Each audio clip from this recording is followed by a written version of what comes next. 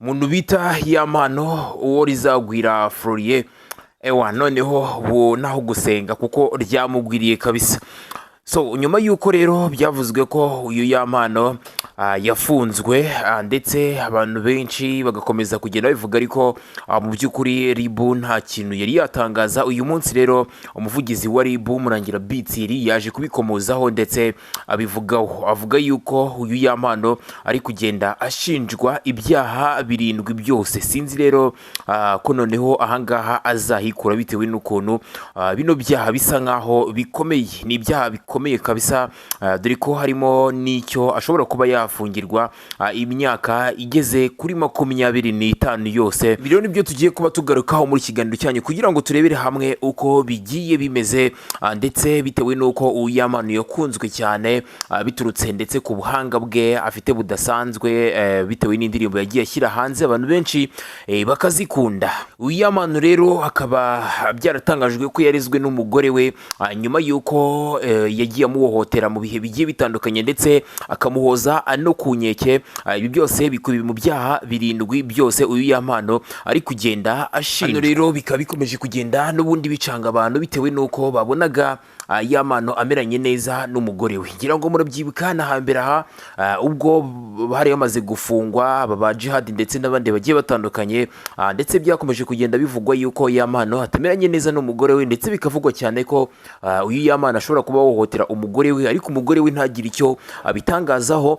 Ndetse murabyibuka ko hari n'izindi video byavuzwe ko zagiye hanze uyu Yampano rwose agaragara ari kumwe n'undi mukobwa, ndetse ibingibi bikaba byaravugwaga yuko izi video yari kuzereka umugore we. Ubwo ntumbaze wenda ngo yaragamije iki, yewe gusobanukirwa uyu Yampano biri kugenda bigora cyane. Abantu benshi biri kugenda bibagora kubera ko Yampano hano ari umuntu watekera ko yafata umugore ngo nyine amukubite. Ni ibintu byatunguye abantu cyane kubera ko uyu Yampano ameze nk'umuntu utuje cyane, ariko byavuzwe ko Yampano yahozaga kunyeka umugore we ndetse akanamutuka cyane, rimwe na rimwe akanamufungirana. Urumva ni hohotera nyine yamukoreraga mu by'ukuri rikabije. Seho bikomeje gucangira abantu. Murabyibuka ko Yampano mbere yuko afungwa yari yasize asohoye indirimbo, iyo ndirimbo rero ikaba yitwa Ngara, ndetse hakaba ari indirimbo irimo message idasanzwe, message n'ubundi isa neza n'ibihe uyu Yampano ari gucamo, ibihe bijyanye n'ibigeragezo.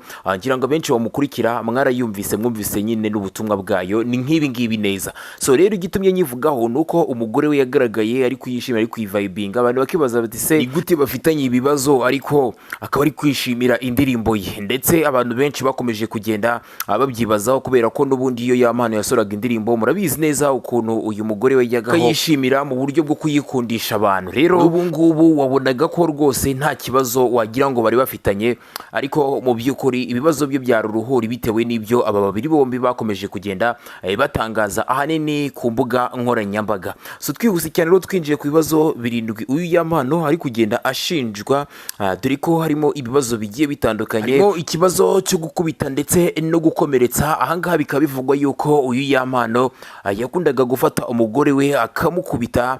Ibyo ngibyo ni ibintu byakomeje kugenda bivugwa, ndetse n'umuvugizi wa ribu akaba yabikomoje avuga uti uyu Yampano yajyaga akunda gukubita umugore we mu bihe bigiye bitandukanye. Ikindi hari icyaha cyo gukoresha ibikangisho, kubera ko hano bavuze ko Yampano yajyaga akunda gukanga umugore avuga uti nubivuga cyangwa se nujya hanze ukagaragaza yuko nkuhohotera ati nzakwica. Ibyo byose nibyo uwitwa Yampano ari gukomeza kugenda ashinjwa. Ikindi kikaba ari icyaha cyo kwangiza ikintu cy'undi, aho bivugwa ko uyu Yampano yafashe telefoni y'umugore we akayimena, ndetse ahangaha akaba ari cyo cyaha akomeje kugenda ashinjwa, kwangiza ikintu cy'undi ku bushake. Urumva nacyo ni icyaha kitoroshye. Ndetse ikindi cyaha ni cyo kunywa ibiyobyabwenge, nacyo akaba ari icyaha uyu Yampano ari gukomeza kugenda ashinjwa.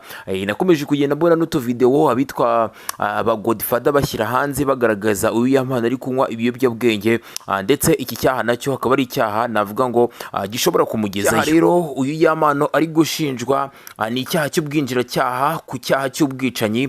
Iki ngiki rero kikaba cyarabaye kuri ziriya tariki 24 z'ukwezi kwa gatatu, ubwo byavuzwe ko uwitwa Yampano yashatse kugonga umugore we ku bushake.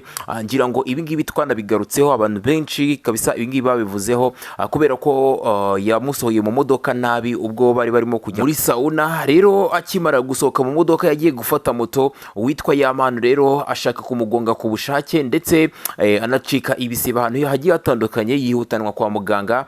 Ubu ngubu rero akaba ari muzima. Icyo cyaha rero akaba ari icyaha nacyo uyu wita Yampano akurikiranyweho. Hari ikindi cyaha rero cyo gukoresha imvugo zivangura. Iki ngiki rero ni nacyo ashobora kuba yafungirwa imyaka 25 n'ikiramuka kimuhamye, ubwo kongeraho n'ibindi byose twagiye tuvuga hejuru nabyo bimuhamye. Urumva ko yaba atari imyaka mike yazavamo yarabaye umusaza, Imana ye ikaba izimye gutyo. Rero iki ngiki rero murabyibuka nimba mwaragiye mubona video zakomeje kugenda zicaracara aho umugore we aba afite ibisebe ku mazuru. Uyu Yampano rero bivugwa ko yamuruminye ku bushake avuga uti iki nicyo mukangisha, ati ngiye kurikuraho maze ubundi ndebe undi muntu uzongera kukwemera. Urumva nawe iyo mvugo yakoreshaga ibintu twarenze kera, urumva we witwa Yampano yarakibigenderaho. Ikindi rero akaba akurikiranyweho icyaha cy'ifungiranwa ry'umuntu bitemewe n'amategeko. Ibi ngibi rero akaba ari ibyavuzwe cyane ko uyu witwa Yampano yajyaga afungirana umugore we mu nzu akamukubita, kandi gufungirana umuntu buriya ntabwo byemewe kuko ni ukumubuza amahwemo ndetse no kumushyiraho igitutu. Nyine ngira ngo muri kubyumva nk'umugore n'umugabo yihora umushyiraho igitutu, icyo ni icyaha gikomeye cyane. So rero navuga ko uyu witwa Yampano bikomeje kuba bibi cyane. Abantu benshi mwumvise aya makuru, Yampano rero ajya no gufatwa yabanje kwirukanka cyane kubera ko bivugwa ko yabanje gucika ubutabera, bakajya bamuhamagara akavuga ko ari Bukavu nyine atari hano mu gihugu.